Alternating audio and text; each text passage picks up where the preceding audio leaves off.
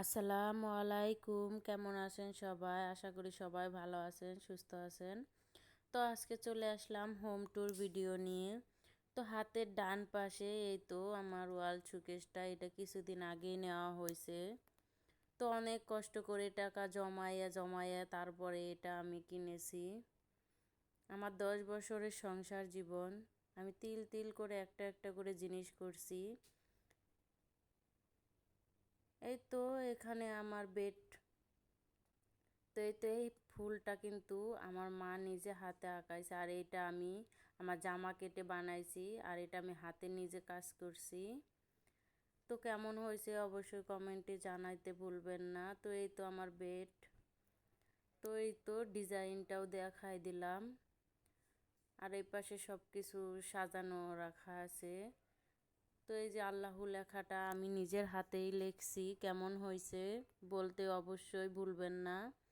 তো এই তো এখানে আমার ওয়াল শোকেসের সাথে আমি ড্রেসিং টেবিলটাও নিয়ে আসছিলাম। তো বেশি মডেল না, তো দুইটা একসাথেই নিয়ে আসা হয়েছে। কিছু টাকা নগদ দেওয়া হয়েছিল, আর কিছু টাকা আমি কিস্তিতে পরিশোধ করছি। তো দরজার কাছে হাতের বাম পাশে এখানে ড্রাম রাখা হয়েছে, আর দুইটা ডিব্বা রাখা হয়েছে।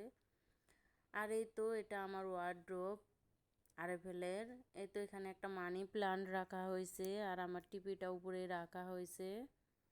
তার পাশে বাথরুমের পাশেও আমি একটা মানি প্লান্ট ঝুলাই দিছি। আর এই তো মুখা দিয়ে এই ফুলটা আমি কিন্তু নিজের হাতেই বানাইছি।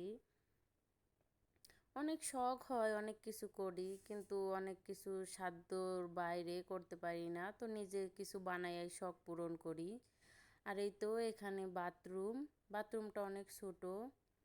তো বাসা বাড়ি তো বুঝেন, এরকমই ম্যানেজ করে চলতে হয়। আর এই তো এখানে আমি বেলকনিতে যাওয়ার আর রান্নাঘরে যাওয়ার মাঝামাঝির দরজাতে এই তো আমি একটা মুখা দিয়ে ফুল বানাইছি।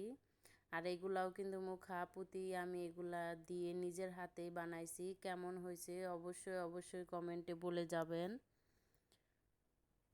তো এই তো আমার রান্নাঘরে এই তো এখানে বেসিং, আর এই যে চুলা। রান্নাঘরটা কত ছোট দেখেই বুঝতে পারতেছেন।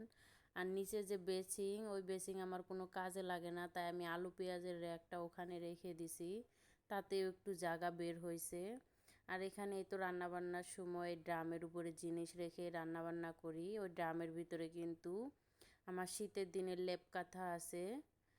আর এই তো এখানে একটা ট্রাইপড, আর এটা চাউলের ড্রাম, তার উপরে আমি আমার রেগুলার রান্নাবান্নার মশলা রাখছি। আর এটা কর্নারের একটা র্যাক, টুকিটাকি কিছু রাখা হয়েছে। আর এটা আমার বেলকুনি।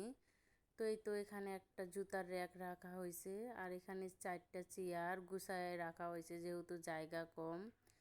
আর উপরে আমি রেগুলার যে রান্না বান্না করি সে হাঁড়ি পাতিল ওখানে রাখছি, সাথে আমার ছেলের খেলনাও ওখানে রাখা হয়েছে। আর এই তো থালাবাটি রাখছি টেবিলের উপরে ছোটো একটা র্যাক দিয়ে। আর এই তো এখানে রাইস কুকার, এটাই এইরকমই সব সময় আমি রাখার চেষ্টা করি।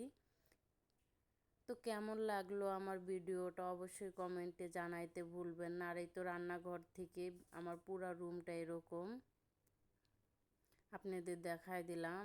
আর এই তো দরজার সামনে দাঁড়াইলে আমার রুমটা পুরো এরকম। ভিডিওটা কেমন লাগলো অবশ্যই কমেন্টে জানাইতে ভুলবেন না। যদি ভালো লাগে প্লিজ আমার পাশে আমার চ্যানেলটিকে সাবস্ক্রাইব করে কেমন লাগলো আজকের ভিডিওটা অবশ্যই কমেন্টে জানাই যাইতে ভুলবেন না। তো দেখা হবে নতুন আর একটা ভিডিওর সাথে। সেই পর্যন্ত সবাই ভালো থাকবেন, সুস্থ থাকবেন। আল্লাহ হাফেজ।